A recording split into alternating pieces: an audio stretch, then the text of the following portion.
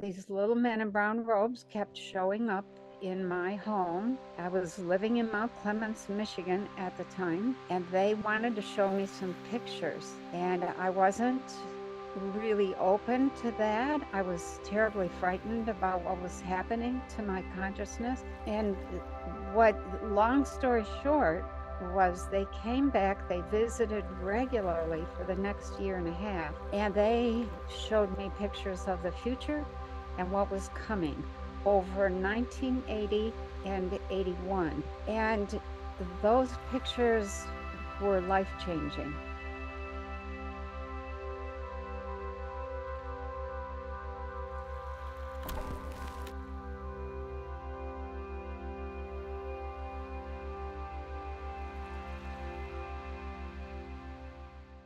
Today we're talking with the fabulous Penny Kelly. Welcome in, Penny. How are you doing today?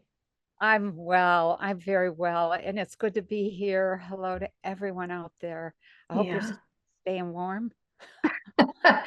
And I just want to say, I was thinking on how to introduce Penny before we hopped on, and it's so big and so complicated that I'm going to let her just tell the story about how she came to be doing the work that she's doing. Okay, so I think where it begins is back in 1979, there was a full-blown spontaneous awakening of Kundalini, which is the awakening of consciousness.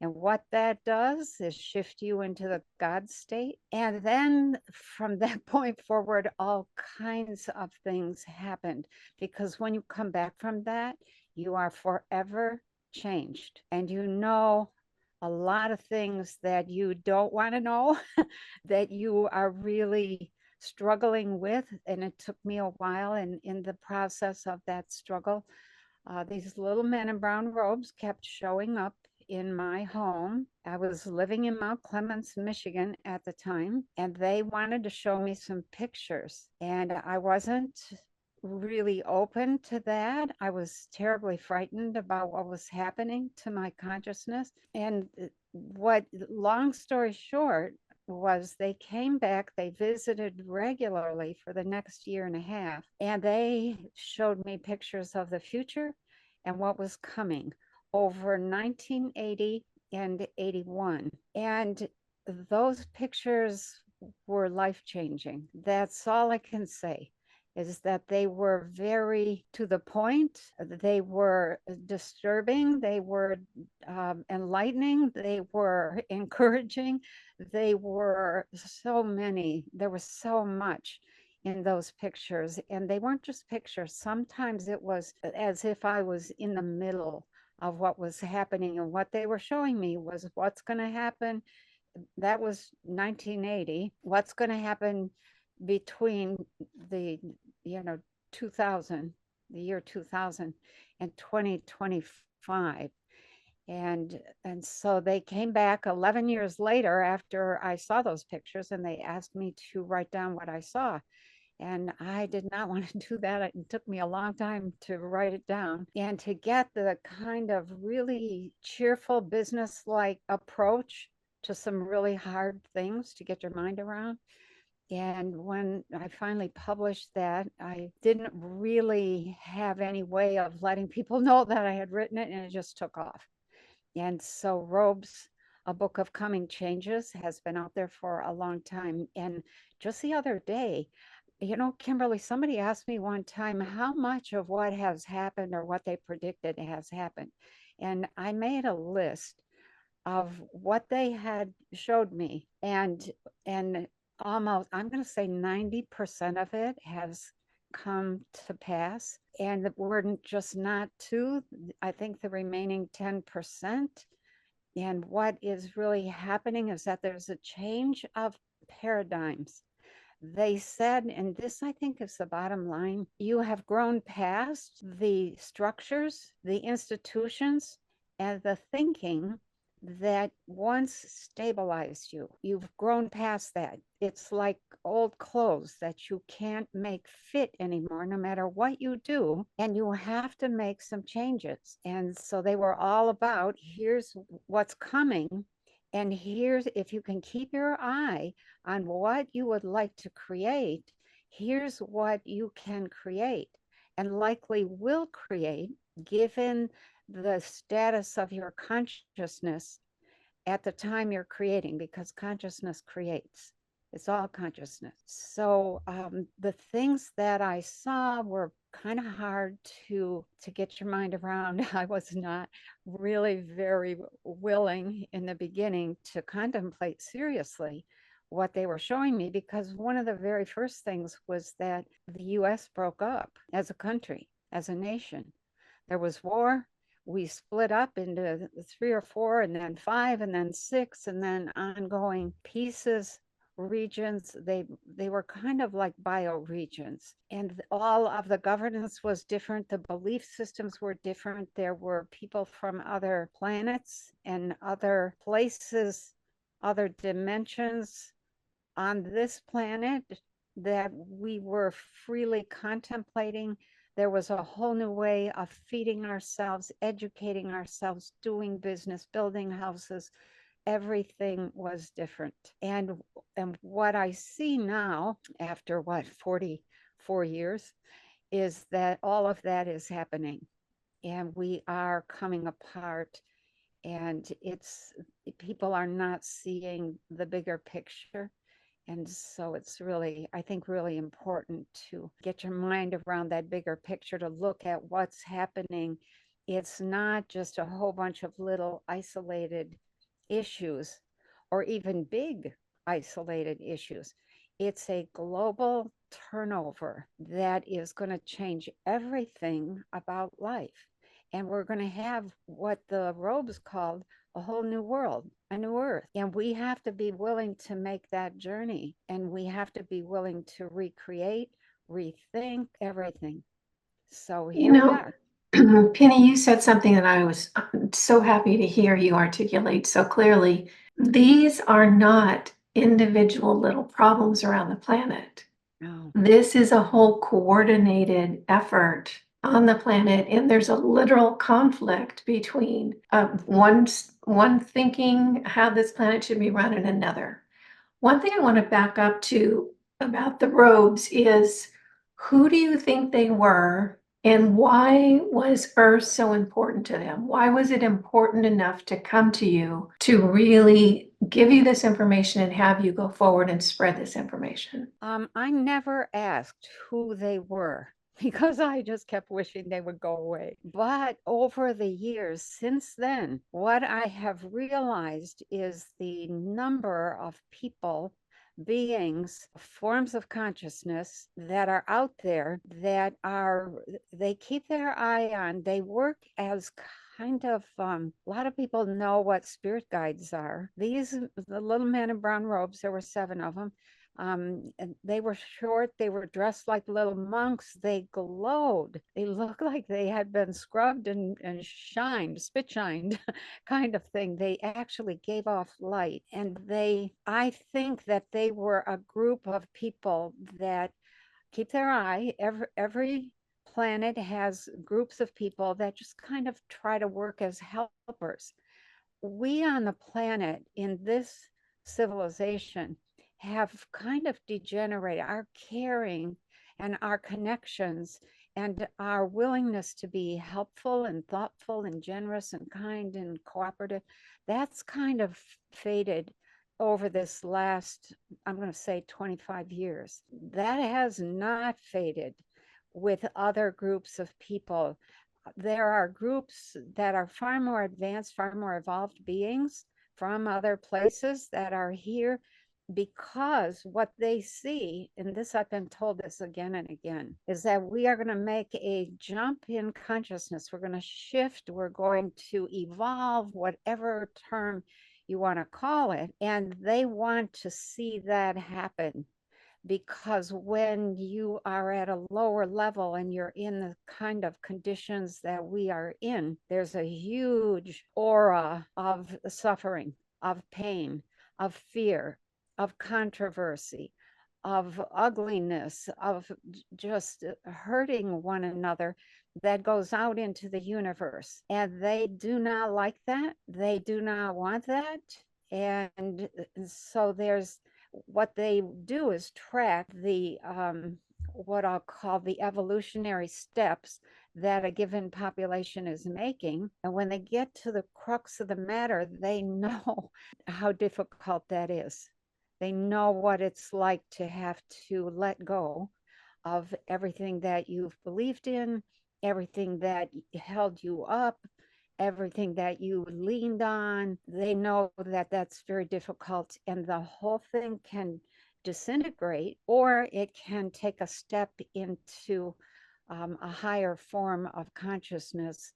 And we loosely refer to that as 4D, four-dimensional consciousness, which has a different set of ethics and values and behaviors. And they want to see us make that step or make that shift. And so they're here supporting, and that's what the robes do. They also, the little men in brown robes, are specifically assigned to work with individuals who have had a full awakening of consciousness. And I know from my communications with them that what they look for is light. And when there is a big increase in the amount of energy and the amount of consciousness flowing through someone, there's a big increase in the amount of light that they give off. And they watch for that, and then they go and try to help those people make it through that shift to a new way of seeing the world. And over the last 40 years, I have worked with a lot of people who have also suffered their way through a full Kundalini awakening, and you do need help.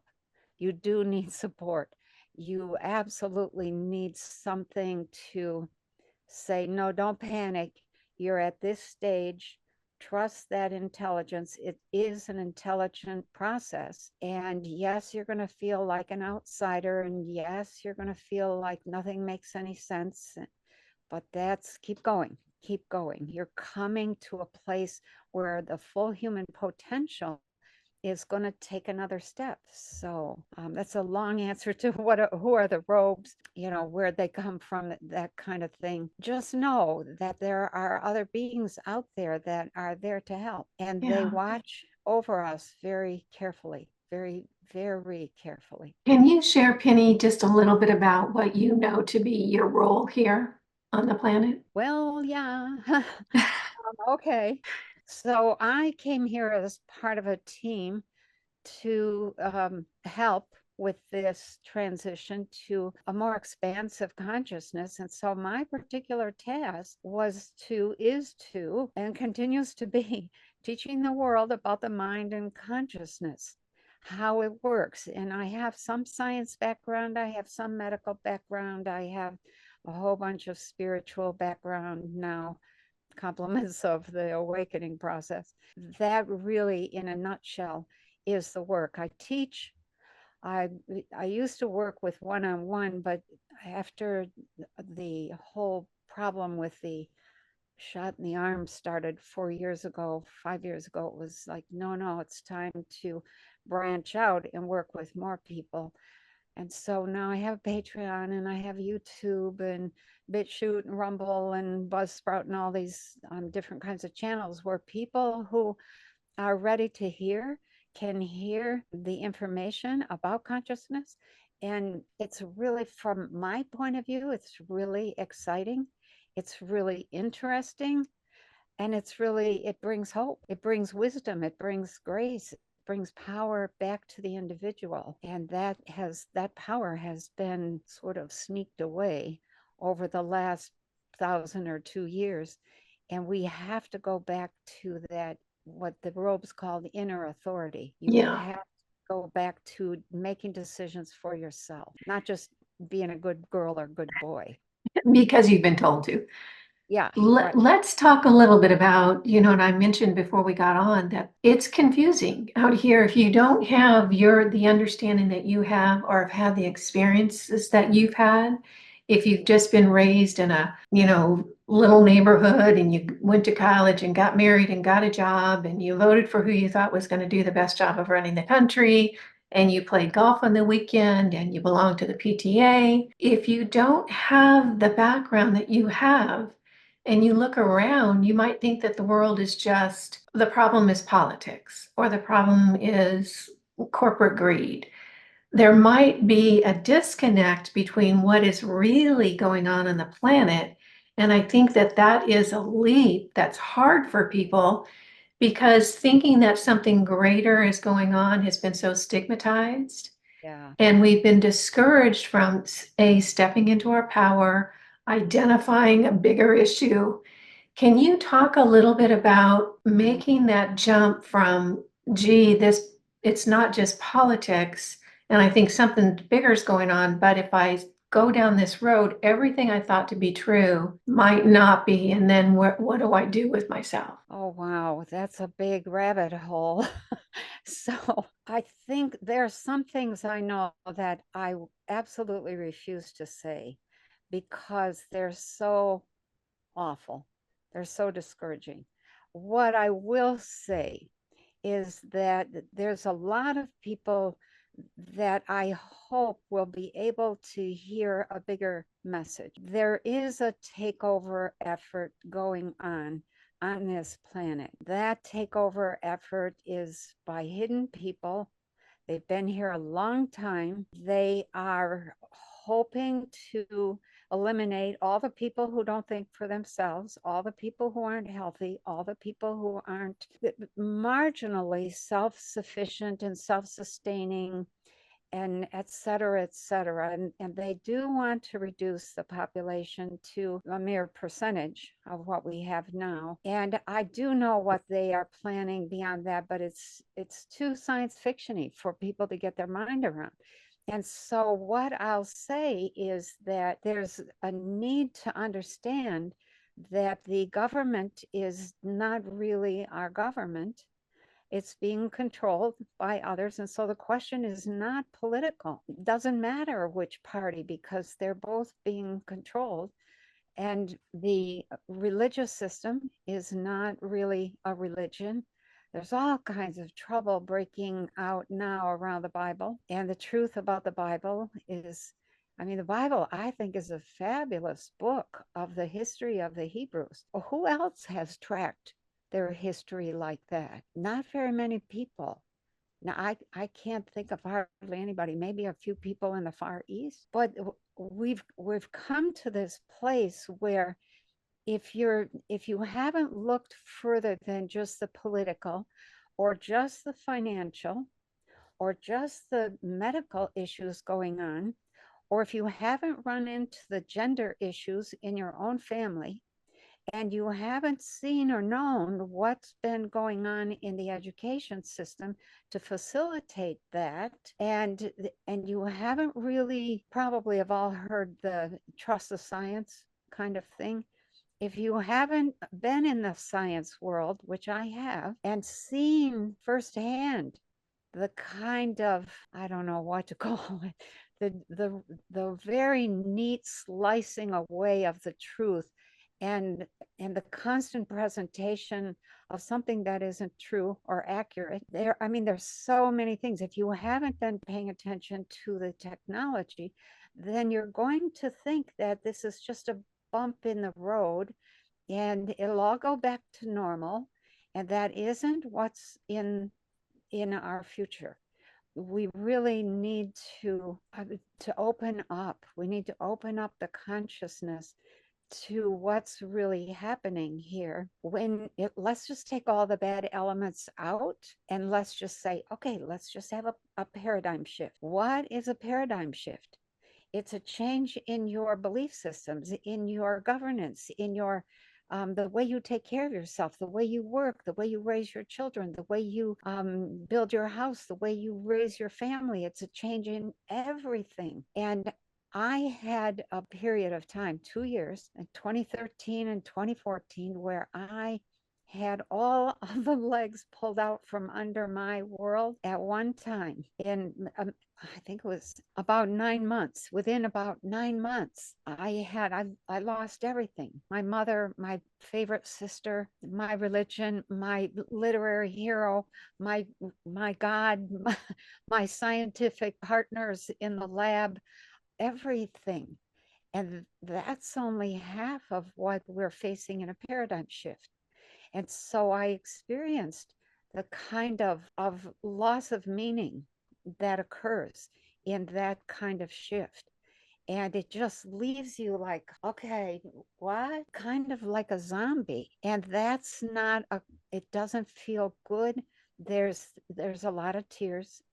There's a lot of why did this have to change? So if you just look at the paradigm shift and you lose, say, two or three of the big supports for the way you see the world, that's a big crisis.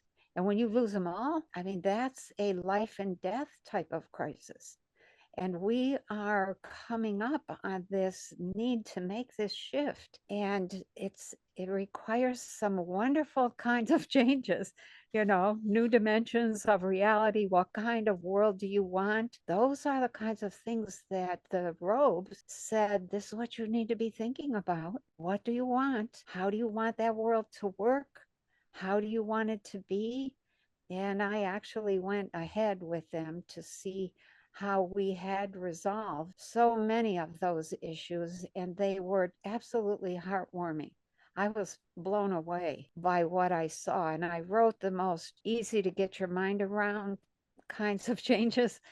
Yeah, I put that in robes because I felt like we needed to see what we were moving toward. And here we are, what is this, 44 years later, and I'm thinking, OMG, we are right on the cusp of that change. And we need to get creative. We need to open up to possibilities. We need to stop. They said you can't drive forward looking in the rearview mirror. And they said that several times.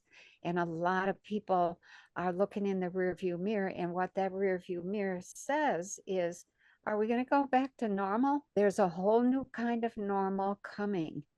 And I think it's wonderful enough that you would want to be part of it. I think what we have to do if we're going to make that journey is to think about, okay, what do we want?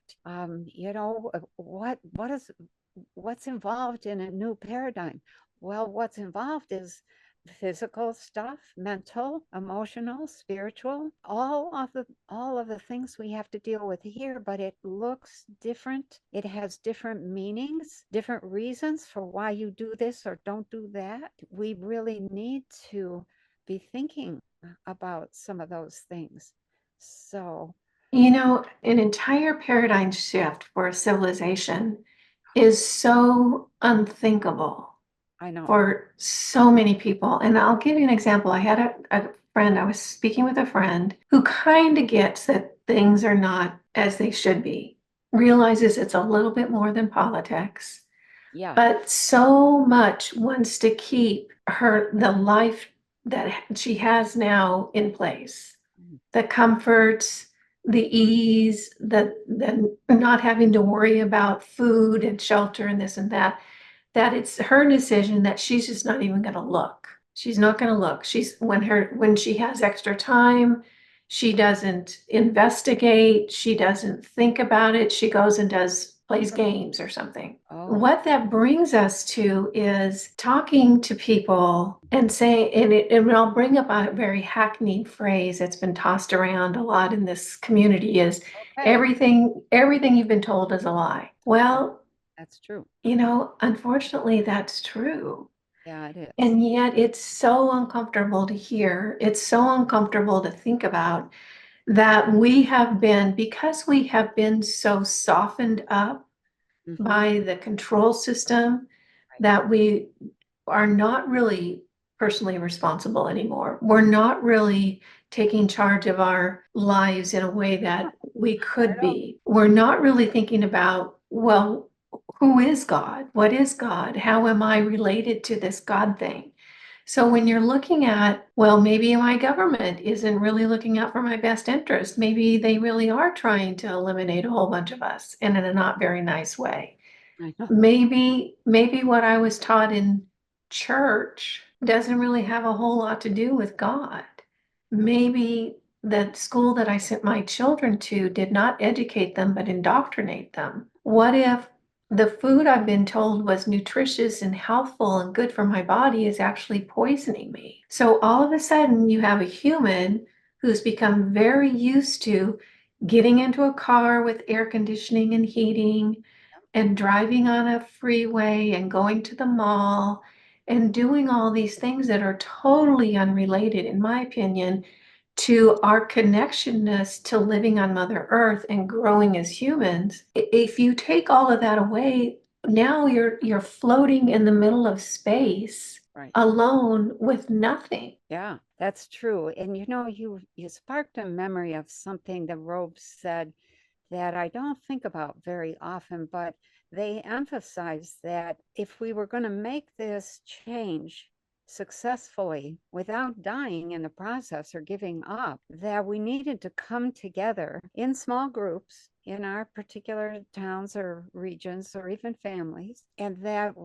if we were to do that, we would discover we did not need to be cold, overheated, hungry, uncomfortable, or thirsty. That the basis of life, the basic things, the things that everybody thinks they have to have in order to be comfortable, those would not go away 100%. And they emphasize, and I didn't really say much about this in the book. A little bit I did, but I used an example of a group of people from they were they had been part of the DuPont chemical system, that which is a big corporation, and they had survived.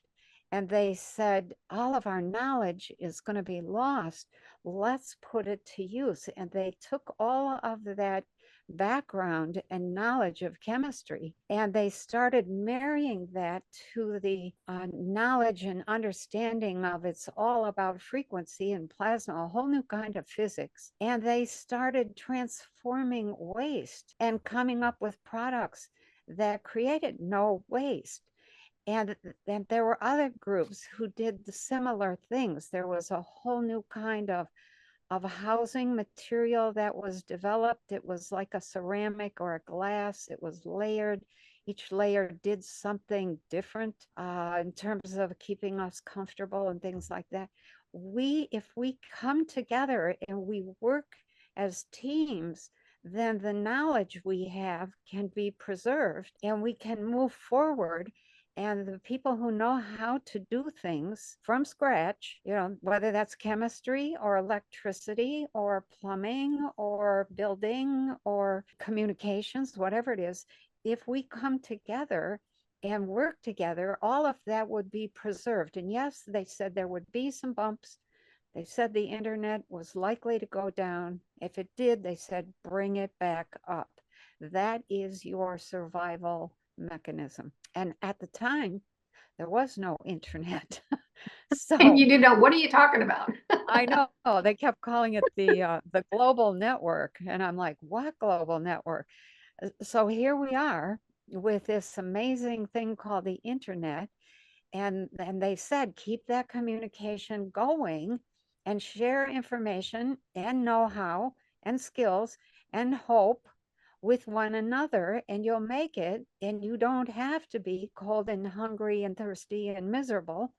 And that we would then proceed forward from there with all new kinds of information and technology. They never said much about technology being suppressed, but shortly after I moved to the farm here, I came across an old book, Angels Don't Play This Harp, HAARP.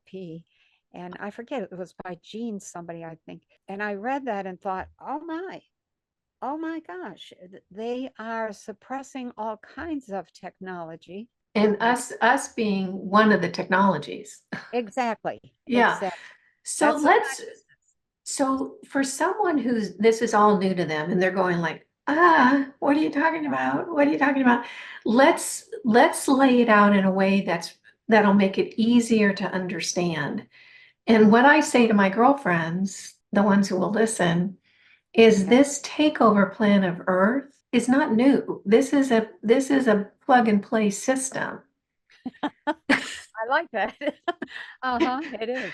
So let's go ahead and outline how a planet like Earth gets taken over and talk a little bit about that so that then we can identify, it's like, oh, yeah, that is happening. I just Uh, thought that was weird. No, that's a plan. And then in part two, we can start talking about how we get out of this in a way that serves us. okay. I'm not sure how deep you want to go in the takeover Well, effort. we've got about 20 minutes. And, to be honest with you, and I tell Penny this all the time when we talk, she's so sweet about it. Because this information for Penny, she's had it for 40 years. Yeah, She knows it backwards and forwards. She right. doesn't realize the rest of us don't know it because it's so comfortable for her and something that she's integrated. And I'm like, wait, wait, wait. Most of the people don't know that stuff. And so I kind of have to, say I am surrounded by people who have no idea what is Oh, really going on in the planet. They think it's politics. oh, that's like skating on ice. You're on the surface and it's very thin ice. Yeah. So, I have some notes. Let me just kind of present like four kinds of topics in terms of like the takeover. Okay. And I'm not sure I'll do a good job with this, but I'll do my best. And I'm not going to go very deep. Like what's behind it all, we'll just leave that. But the goal has been let's talk about the like if you have a world and you want to take over that world, you have to contemplate taking over physically, mentally, emotionally, and spiritually. Okay, but so why would you want to take over a world and who's taking it over? What's their motivation? Oh, okay. So, do you want me to tell the truth? So, uh, Hopefully. there are other beings here. There are people that are other types of humans that want, I don't want to discourage anybody. They want to take over, and we're kind of like the animal farm. Okay. I hate to say that. They want to be responsible for breeding us, for altering our DNA, altering our thinking, our feeling, and the whole spirit of earth man. They want that. We are, I'll say this is on the good side of things.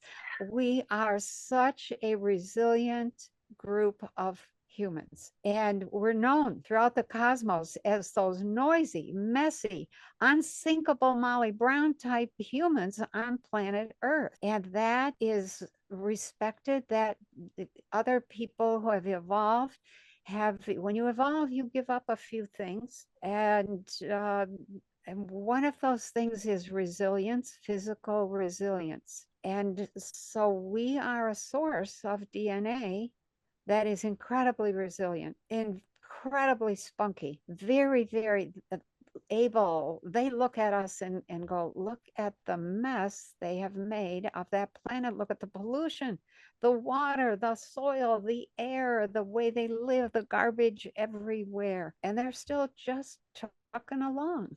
How do they do that? Other races of beings can't have that. They can't have that degree of pollution or they will fold in a hot second. And so the takeover has been, let me say, let me stretch people's minds just a little bit here. The planet Earth is in a quadrant of the Milky Way galaxy that is on one of the outer arms of that galaxy. And it is a perfect spot for stopping off when you have interplanetary, intergalactic, and those are two different types of transportation abilities, but interplanetary is within the solar system, and intergalactic is between galaxies. And there are technologies that we are going to come to that will allow us to move intergalactically, but we're not there yet. But other people are. And there are people who would like to take over our planet and then make sure, number one, they can sell our DNA. because this DNA is in demand because of our resilience. And there is also the what I'll call the charging. Like if you want to park on Earth for 24 hours, it'll cost you. And so there are some beings trying to take over. They are using humans for some very nasty purposes, and they are hoping to take over. There have been other solar systems in this area of the galaxy that have been taken over, and we are the next target. And there are other people out there saying, nope, draw the line with planet Earth. You're not going to disturb or get control of those people. So that's the pleasant side of what the takeover involves. There are hidden people here pulling all the strings. They are not very honorable. They are, I'm just going to say, they're not good people. So here we are, and we're fiddling with all of these little minor issues and failing to see the bigger picture. And when you have why, just ask yourself one question: why has the government continued to say until just recently, no, there's no ETs, there's nobody else here, we have no evidence? No, that's not true. Why? Because they didn't want anybody to know that there were other people here with very advanced technologies that were putting things in place for the last 500 to 5,000 years. That's usually the time it takes to take over a planet and get full control of the people on it. And so here we are, and they're right at the cusp of succeeding. And we are finally waking up saying, wait a minute, what's wrong with this picture? And that's really an important question to be asking. Thank you, Penny. And I think that what you just described helps make sense for people, because when I look at the world, I think, well, why is manufacturing so destructive to the planet? Well, because it's designed to be. Why Yes, is the food system so making people so fat and sick? Well, it's designed to be. exactly. Why is medicine, it seems so almost archaic and barbaric to me, because people get in that system and they don't come out healthier. No, It's designed to be that way. that's right. And we as humans, and I have a perspective on humans, I'm sure everybody does, but Mhm. my is that we are basically kind and loving and creative and thoughtful. We are. We are, but we're also, and I take full responsibility for this, we're gullible. Oh, yes. We're I call it gullible being naive. and we're naive. And the man on the TV says it and we go, oh, okay. Instead of saying, that doesn't make any sense. No, And that we have been conditioned slowly over time to give up our sovereignty, to turn off all of our spiritual connectedness, to let everyone else tell us how to run our lives, to feel bad about ourselves on a daily basis, 24/7. I know. This is all by design. And I Yeah. think that people, and it's maybe because, Penny runs in a circle of people who are very aware. So it's almost harder, when you don't, it's very clear to me that a lot of people are not connecting the dots here. And there's a lot of dots that need to be connected. No. Yeah. I think there's this whole question that comes up that I get asked all the time. And it's like, well, you say this and you present that, but what are people supposed to do with that information? How are they supposed to think about that? And there's a dozen answers. I don't think we could even answer it all in the next hour, but we have to begin integrating that information. It is very difficult. I had a hard time, a very hard time admitting and realizing, oh, what I knew. It wasn't a case of belief anymore. It was what I knew, what I had experienced. And the question was, what does that mean? Why did that happen? What do I do with that? And Yeah. so I have forgotten what I did with it. Eventually, it just all became part of life. But what you have to do is begin to think more deeply, open your mind, talk with people. There's so much work that is going to need to be done very quickly now. And I've been saying this stuff for 40 years, and it kind of in a shy way because I didn't want to be laughed at 100%. People poo-pooed, etc.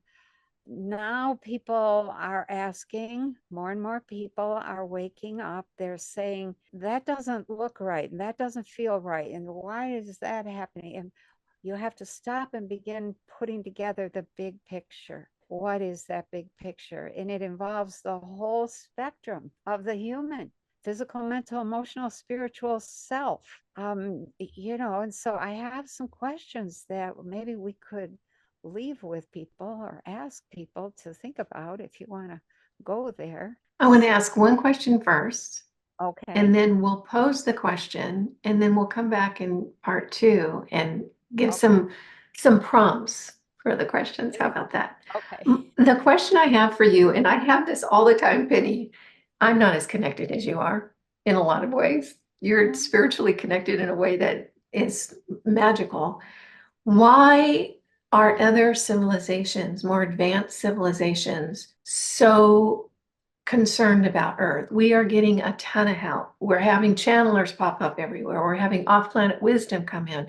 There is so much help coming to Earth, probably not seen by 99.99999% of the population, but I hear there's things going on in the sky. That's true. Why is this so important to other civilizations? Because if they don't stand up, they stand a chance of running into the same kind of evil. If we have an earthquake and buildings fall down, look what happened in Turkey back in the spring. What did people do? They rushed to help.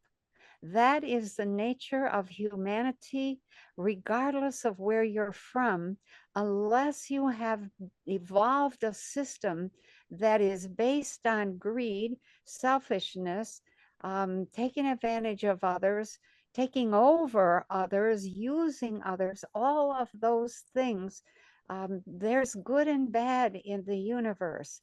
And those beings who are so interested in us, I'll say this is something that I don't talk about very often. We humans here on planet Earth have a really amazing destiny. Most people, and I kind of hinted at it a minute ago, most beings, civilizations, groups that evolve tremendously give up a huge amount of their physical self. They give up their physicality to an extraordinary degree. And when they do that, they become less resilient. So why do they come here to get our DNA? When their civilization goes down enough that they're too weak and they're beginning to die out, they come here and they get some of our DNA to shore them up. So we have this destiny that we're headed toward, in which we do not give up our physicality, and yet we evolve the consciousness to become or to enter into what is often called the God state. I have been in that state. It's amazing. I'll just say that. It's not something that you can even imagine being in. It's beyond anything here. We can then step into that God state as a human and then operate with the full power of consciousness, which is extraordinary. And they have evolved. And when a line of humans is on track to develop something unique and beautiful and new, that becomes a special focus of attention for those who are already evolved, but they still need us. They don't need our messiness. They don't need our fears. They don't need our freaked out and freaking, how do you say that? Our freaked out way of doing things. They don't need our shoot first, ask questions later kind of approach to life. but they love our toughness. They love our resilience. They see our destiny. They see it far better than we do.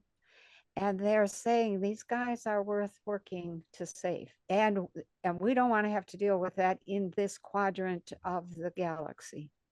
Okay. So it's a big commitment. There are lots of people here, and they have told me point blank to my face, we can't do it for you. You have to do it for yourself.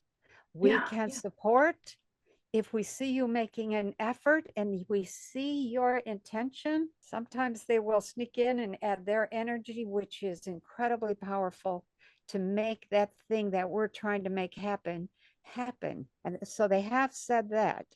And they have said, we'll share information, we'll share feedback, we'll give you feedback. Are you going in the right direction or no? You might think about this. And so for those of us who have been trying to put messages out that people can get their mind around, it's been difficult because you're countering the whole that conspiracy theory label, which to me is just a joke because there's only two theories of history. One is, it's all accidental, and the other is it's all planned and it's all orchestrated. And so somebody slapped a conspiracy on the planned orchestrated side of things, and Just to maybe make that, sure that we didn't go down that road. yeah, exactly. And so when people say, oh, that's just conspiracy theory, I'm like, yeah, that's conspiracy, all right. Who is conspiring together? Mhm. Yeah. Why? So, Penny, we've established that what's going on in the planet isn't politics. And it's not just bad planning. There is actually a bigger picture about humanity and the future of Earth. Right. What, let's talk about what questions you think that we need to start thinking about for ourselves and how we're going to develop the skill set to get where we need to be to have the earth that we want to live on. And then we'll come back in part two and address those questions. Okay, so I have a few, I think these are critical questions. And there's four sets of questions. There's three or four questions in each set. But before we even do that, let's go back to the main thing. This is something the little man in brown robes emphasized again and again is you have to establish personal responsibility. Nobody's here to take care of you. You're here to take care of yourself. And if you do a good enough job with that, maybe you can help one or two others. So personal responsibility, these questions are based on that concept, okay? So regarding the physical self, they wanted us to ask, are you in the right location? Are you in the right location? And I was like, you're not telling me that people might have to move, are you? And they said, what do you think that means? That doesn't mean, are you sitting in the right chair in your living room? So I think we have to ask ourselves that. The second thing was, do you know how to survive in that location if your supports are pulled away? In the north, you have to have supplemental heat. In the south, you have to have some way of remaining cool. It doesn't matter where you are in the world that we have, you have to be able to have access to some electricity and some communication. So people need to prepare for that. If so, that do you know how to survive in that location? The next thing they asked was, what skills do you need to survive? What is the skill set? If you need to produce heat, do you know can you cut down a tree? Do you know which trees to cut down? Do you have the saws available? Do you have the manpower? Do you have the stamina to cut down a tree?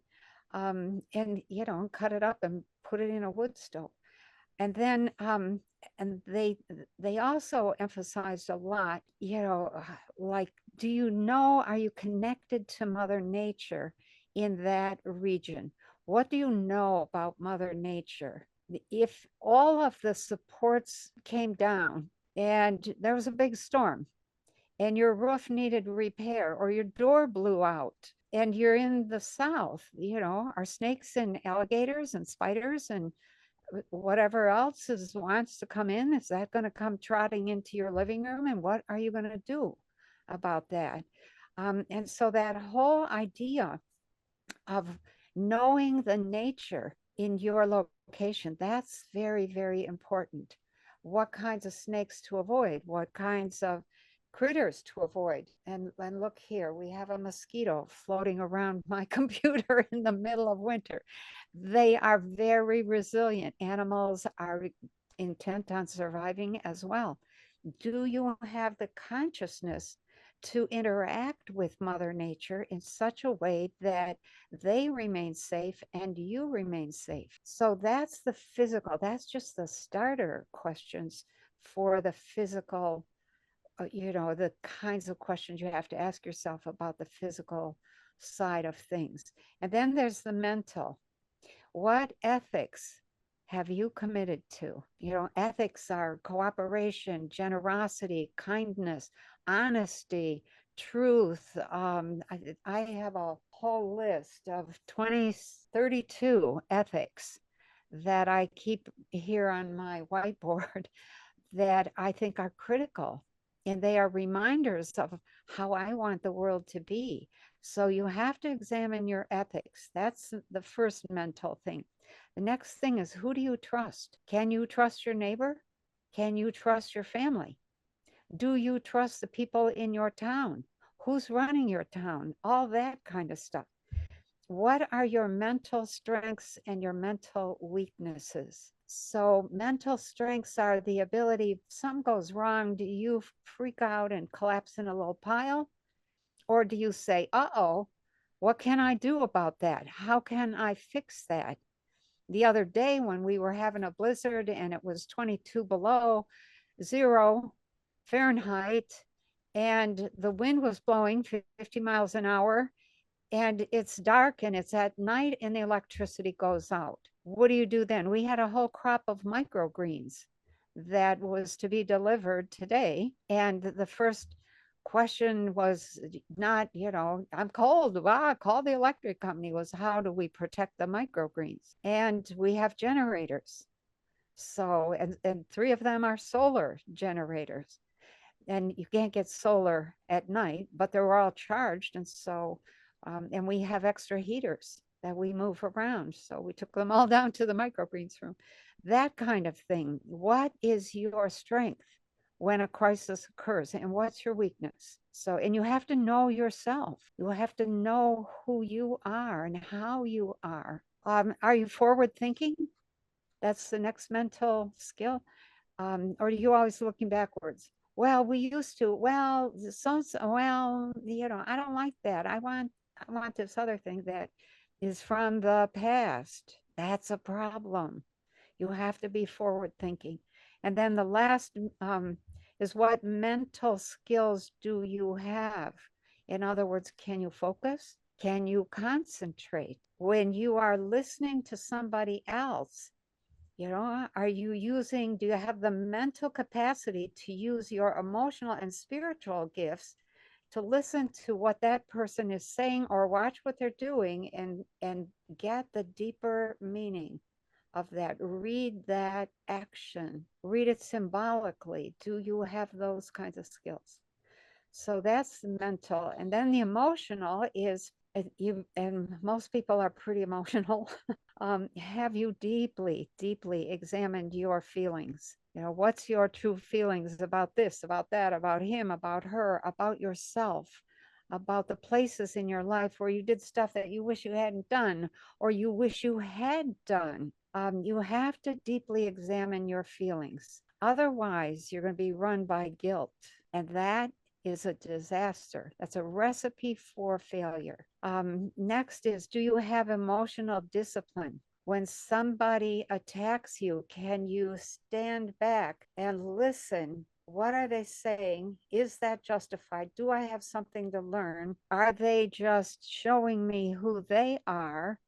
What's really happening here? That's emotional discipline. So I think the next thing is, have you ever experienced unconditional love? Those of us who have children and great-grandchildren, or a beloved pet, or a beloved cow on my part, you experience unconditional love. And you don't have to, they don't have to do anything. You're just going to keep loving, period. There's no conditions attached to your love. So, do you understand the people around you as emotional beings having their own emotions, or are they just a pain in the butt? Are they your enemy? Are they a nuisance in your life? You know, what are you doing with other people and their emotions? How do you see them? And then the last category is spiritual, and these are really critical. Have you moved behind or beyond dogma? Are you really into understanding the true spirit of yourself? Spirituality is not how much you pray or do rosaries or how many times you go to church or how many statues you have on your cupboard or your shelf or how many pictures on the wall. It's what is the true spirit of yourself. And have you honored that? Have you developed that? That's true spirituality. All that other stuff is for show. It's useless. So, are you free to direct your life in accordance with your heart? Are you following your heart? That's where the true spirit of yourself resides. Are you doing what you love to do? If you're doing what you hate, look what you're contributing to the world. It's not good. So, are you free to direct your life in accordance with your heart? The next thing is, have you moved beyond competition to cooperation? That's a fourth dimensional position, is cooperation. Okay, I'm going to cooperate. I'm not going to complain. I'm not going to say it shouldn't be this way. I'm going to look at what is, and I'm going to figure out where I stand with that. And I'm going to cooperate with what is good and beautiful and true and ethical and grace-filled and et cetera, et cetera. And then the next is, can you identify the spirit of a governance system, the spirit of a medical system, the spirit of an educational system, the spirit of your town hall people, the spirit of the food system? Can you look at those big institutions and ask yourself, what is the true spirit of that institution? What are they really doing? What is their intention, their deep intention? And if you can't identify that, you're probably going to end up in trouble. You're going to end up fooling yourself. And the last thing is, do you nurture life in all of its forms? Do you nurture life in all of its forms? Where does that start? That starts with you. Are you feeding yourself crap? That's not nurturing life. Are you failing to get out there and exercise and use the body because body's a use it or lose it thing? Are you able to contribute something good to other people's lives in any way at all? When you do that, you feel good about yourself and you nurture the life within. Do you read? Do you pick up the spirit of the words in that book written by that author who's trying to share what's in his or her mind with you? And do you listen to, videos and things like this and say, okay, what's the message there? That's the spirit. So those are the four basic categories that are starting points, and then it goes on from there. Penny, that was very thought-provoking, wonderfully. But thank you so much. We're going to come back with part 2 and do a deeper dive into those very questions and maybe put together a plan that's going to help us save the earth. Okay. Yeah, help us get our minds around what's happening and work together. That sounds wonderful. Cowering in the corner in fear, saying, "Bah." No, we're going to do this. Thank you, Penny. We'll be back for part 2 next. You're welcome. I hope you enjoyed this video. Coming up next, this is a good one, or you might really like this one too. Either one of them could be perfect for you. Before you leave, don't forget to subscribe.